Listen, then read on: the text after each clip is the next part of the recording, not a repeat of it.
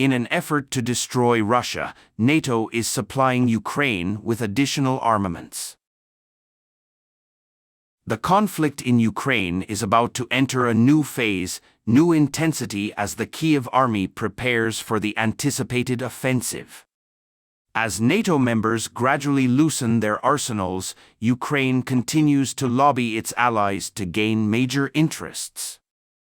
The clashes in the coming weeks will be bloody as Ukraine aims to be recaptured by Russia in the first weeks of the 2022 invasion. What is this weapon? Why do they need this? More than 230 Western main battle tanks have been delivered to Ukraine, including Armored Punch, American-made Abrams M1 and British Challenger 2. But the majority are German-made Leopard 2 tanks. This model is the best in the world for firepower, protection, and mobility. These tanks were designed specifically to defeat Russia's largest battlefield power.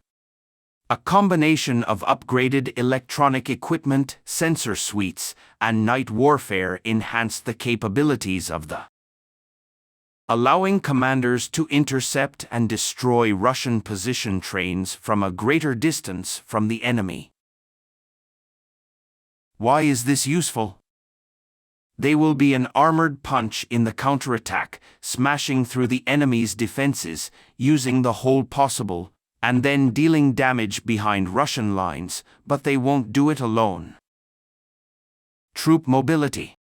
First with tanks, then with armored personnel carriers, often using combat vehicles such as the American Bradley or the German Mud.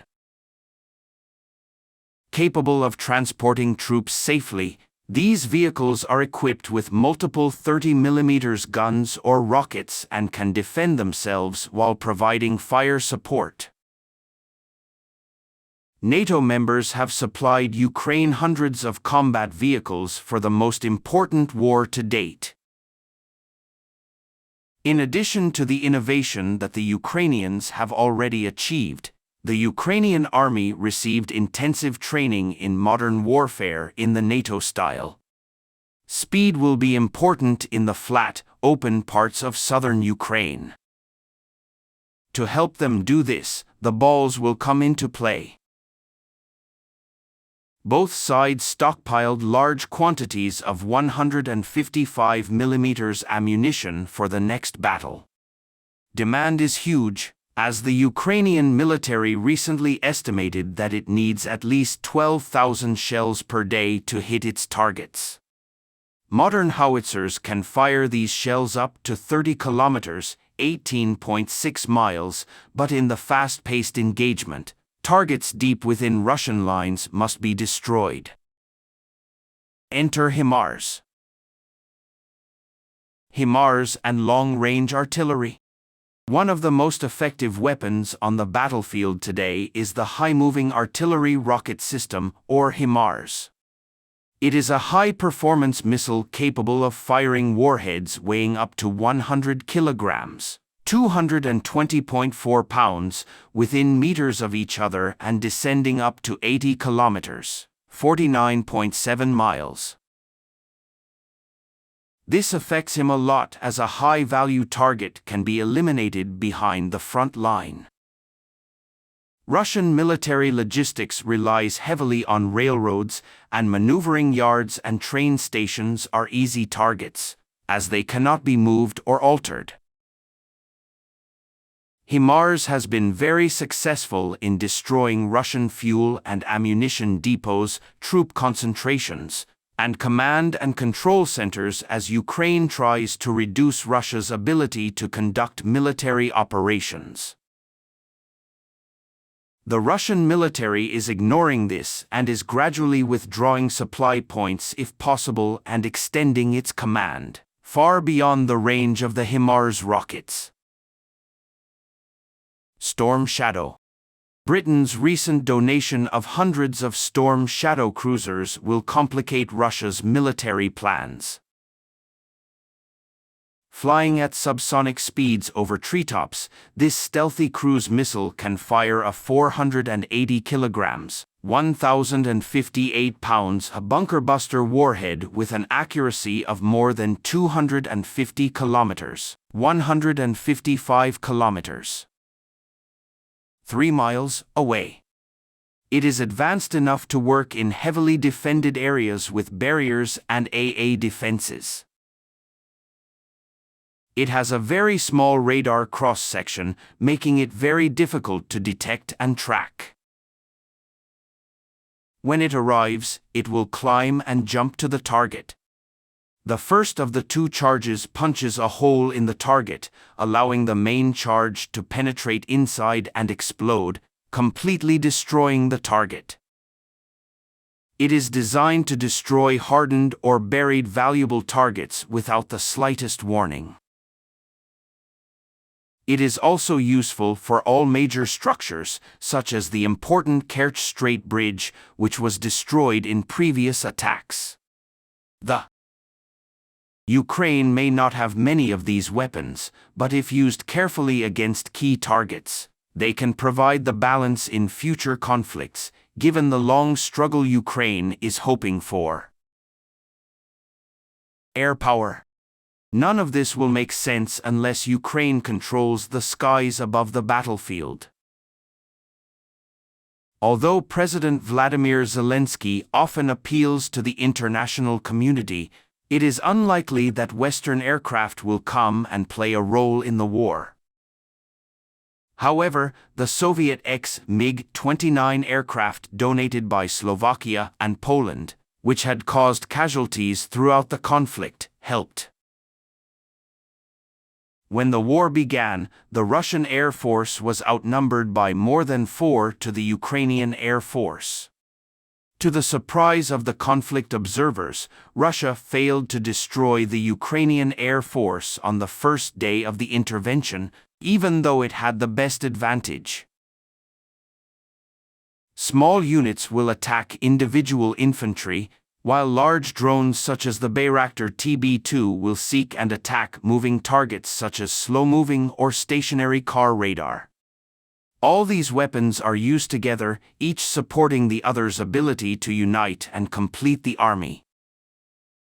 NATO members train their officers, non-military officers and soldiers the same way the West leads a military offensive.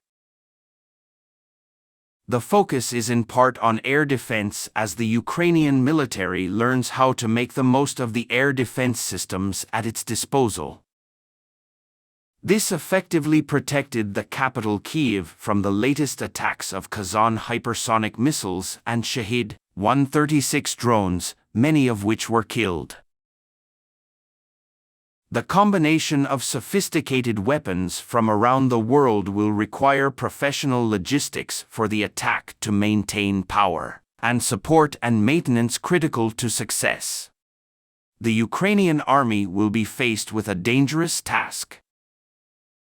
The Russian army had several months to prepare for a battle that could well define the end of the war.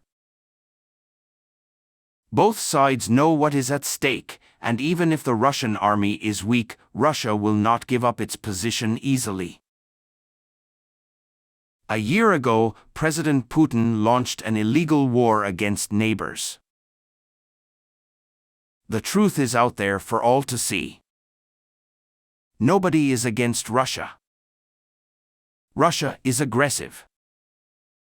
Ukraine is a victim of aggression. We support Ukraine's right to self-defense in the United Nations Charter. It was President Putin who started the war of imperial conquest. It is Putin who escalates the war. He thinks he can destroy Ukraine and divide us. But he underestimated the decision of the Ukrainian people to protect their country. Chapter. Despises our union. Chapter. In a year since he started attacking Russia, chapter. We haven't seen President Putin prepare for peace. Instead, he is preparing for more wars, as he has made clear today. Russia is launching a new offensive. Many soldiers gathered.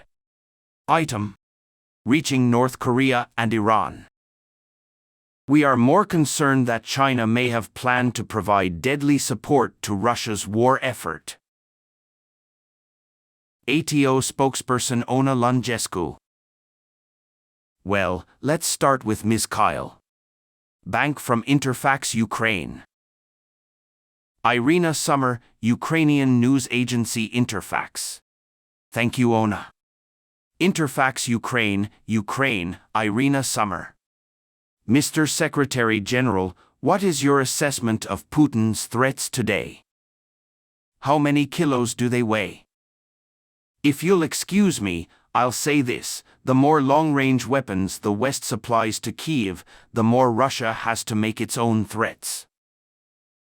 NATO Secretary General Jens Stoltenberg. What you see today is that President Putin is not ready for peace. Preparing for more wars. He is preparing a new attack, preparing more troops and sending more weapons. So we need to increase our support for Ukraine, because if President Putin does that, it will be a disaster for the Ukrainians. Tragic but also dangerous for everyone. We are in Ukraine. And then we must remember that this is an election war. This is a war of violence.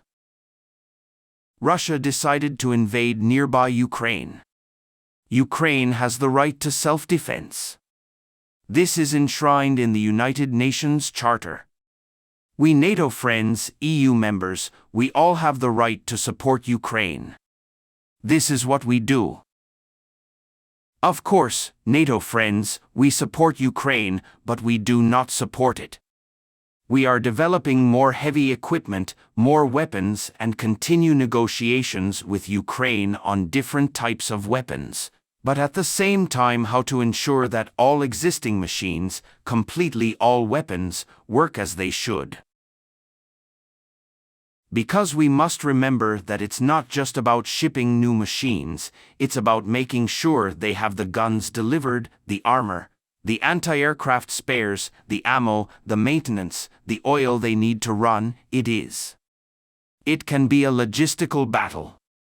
Therefore, I also welcome today's meeting, where we will focus on how to secure and support Ukraine with all the equipment it needs for self-defense.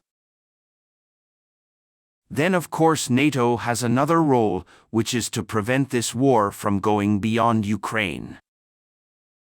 Therefore, on the morning of the invasion, we opened our defenses and added thousands of troops to the east of the coalition with support from the air and the main army, and sent a very clear message to Moscow: NATO exists to defend every inch of NATO area. If a friend is attacked, it will be considered an attack for the entire organization. That is why we will continue to support Ukraine and continue to provide recognition and protection on all NATO territory, for as long as possible. NATO Secretary General Ona Lungescu. Al Jazeera James Bess. Secretary General, can you tell me how worried we should be about New START? Will it make the world a dangerous place? NATO Secretary General Jens Stoltenberg. More nuclear weapons and less arms control is making the world more dangerous. That's why we're working so hard at NATO to engage with Russia on arms control. I urge NATO allies to reconsider supporting New START and T.